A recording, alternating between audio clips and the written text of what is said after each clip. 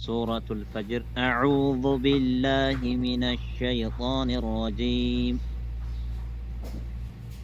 أعاذنا الله من إبليس وجنوده. بسم الله الرحمن الرحيم. قولوا بسم الله الرحمن الرحيم بجلاله وكرمه. والفجر.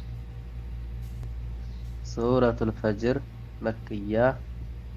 قال الله سبحانه وتعالى مقسما الله سبحانه وتعالى يمال سيهون بلويلان والفجر ففجر ملالهن والفجر بلوسيل بهلم فجروች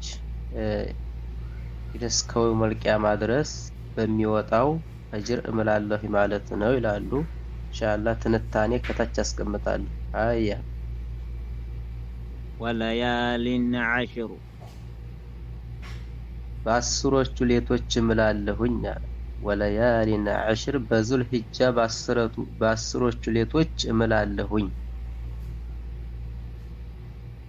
ወሸፍዕ ወልወትር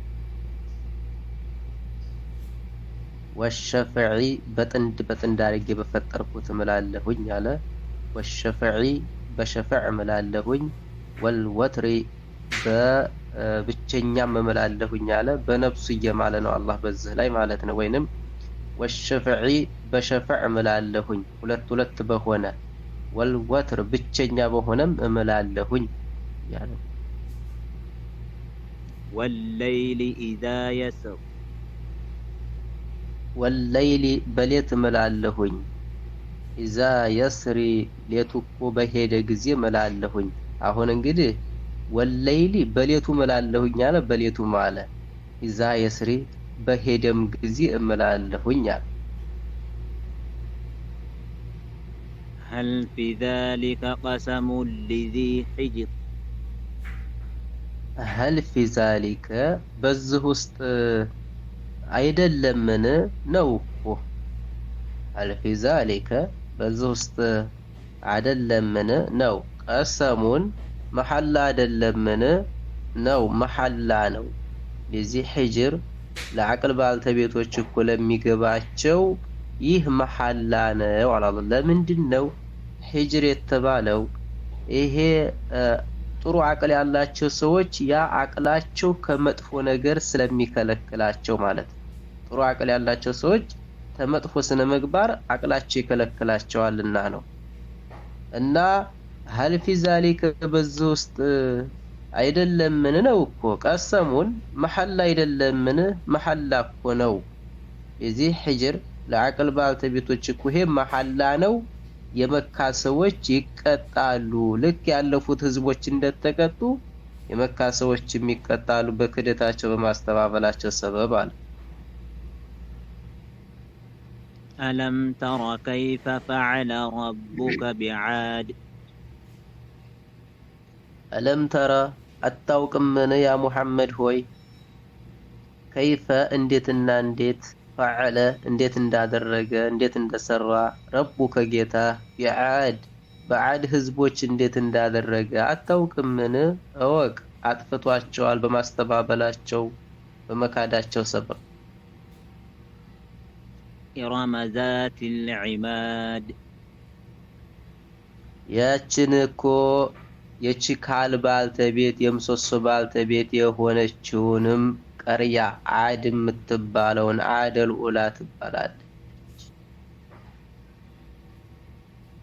التي لم يخلق مثلها في البلاد ዛት ለዒማድ የተባሉበት አንደኛ ረጃጅም ስለሆነ ነው ይባላል። እንግዲህ እነሱ በጣም ረጅሙ የሚባለው 400 ክንድ ነው። እነሱ ረጅሙ 400 ክንድ ነው። ወይንም ደግሞ ዛት ለዒማድ የተባሉት ቤታቸውን የሚያቆሙት በምሰሶ ስለሆነ ነው። አለቲ ያችናት እኮ ኢረም ማለት ለም ይخلق ያልፈጠረ ሲሆን አላህ Subhanahu Wa Ta'ala አለቲ ያችናት እኮ እሷ ማለት ለም ይخلق አልፈጠረም እኮ ሚስሉሃ እንደሷ አምሳያ ያለ ፊል ቢላድ እንደው በዛች ባገል ላይ እነሱ ባሉበት ዘመን እንደሷ ያለ አልፈጠረም። በጣም ቅወኛ ናቸው፣ ሀያሎች ናቸው። ከኛ በላይ ቅወኛ ማን አለ እስከሚሉ ድረስ እስከሚፎክሩ ድረስ وثمود الذين جابوا الصخر بالواد እነዛንም እኮ ሰሙዶችንም እኮ አጥፍቷል አላህ። ወሰሙድ الذين ነዛንም ሰሙዶችንም አጥፍቷቸዋል። ጃቡ ሶኽረ ድንጋይን እኮ የቦረቦሩ የሆኑ አሁን ከኃይለኝነታቸው የተነሳ ድንጋይን ቦርቡረው ሲያበቁ ድንጋይ ውስጥ ቤት ሰርተው ይቀመጡ ነበር። ቢልዋድ በሸለቆ ውስጥ وفرعون ذي الأوتاد